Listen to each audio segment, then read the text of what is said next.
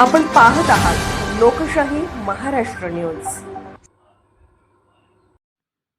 मुचंडी जिल्हा परिषद गटात काँग्रेस प्रणित महाविकास आघाडीच्या सक्षम उमेदवारांना जनतेचा प्रतिसाद। जिल्हा परिषदेचे उमेदवार माननीय रमेश पाटील यांचा असणारा दीर्घ अनुभव, प्रशासकीय अभ्यास व स्वच्छ प्रतिमेचा चेहरा म्हणून या गटात जनतेनंच निवडणूक हाती घेतल्याचं चित्र। रमेश पाटील समर्थकांचे मत। मुचंडी जिल्हा परिषदेच्या सार्वत्रिक निवडणुकीला एक वेगळे आगळे महत्त्व असून त्याचं कारणही तसंच आहे।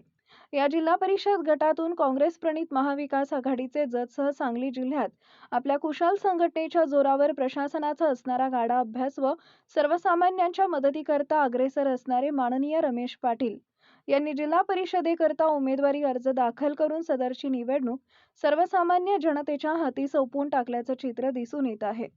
अर्थात ज्येष्ठ व्यक्तिमत्व तथा वरिष्ठ पातळीवरील विविध दिग्गज नेत्यांशी असणारा त्यांचा ऋणानुबंध संबंध व आजवर केलेली भरीव कार्य पाहता सदर जिल्हा परिषद गटात रमेश पाटील यांच्या असंख्य कार्यकर्त्यांनी ही निवडणूक हाती घेऊन विजयाचा निर्धारही पक्का केला असल्याचं मत रमेश पाटील यांच्या समर्थकांकडून सांगण्यात येत आहे। जत तालुक्याच्या विकासाकरता माननीय रमेश पाटील यांचं मोठं योगदान असून राष्ट्रवादी काँग्रेसच्या माध्यमातून तथा माजी मंत्री जयंत पाटील यांच्या प्रयत्नानं तालुक्यातील अनेक प्रलंबित विकास कामांना गती दिली आहे। या तालुक्याला भेडसावणारा पाण्याचा प्रश्न वारंवार वरिष्ठांना मांडून मुबलक निधी खेचून आणत कृष्णामाईला जतच्या पूर्व भागात आणण्याचा शर्थीचा प्रयत्न करून तमाम शेतकऱ्यांना दुष्काळापासून भयमुक्त केलं आहे। माननीय रमेश पाटील एक सुशिक्षित, अभ्यासू, चारित्र्यवान म्हणून तालुक्यात सुप्रसिद्ध आहेत।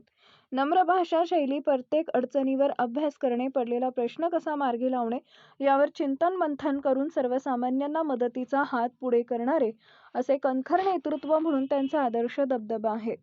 त्यांच्या अंगी असणाऱ्या विविध बहुगुणांमुळे असंख्य जनतेशी आजही उत्तम आदर्शवत संबंध जोपासले आहेत।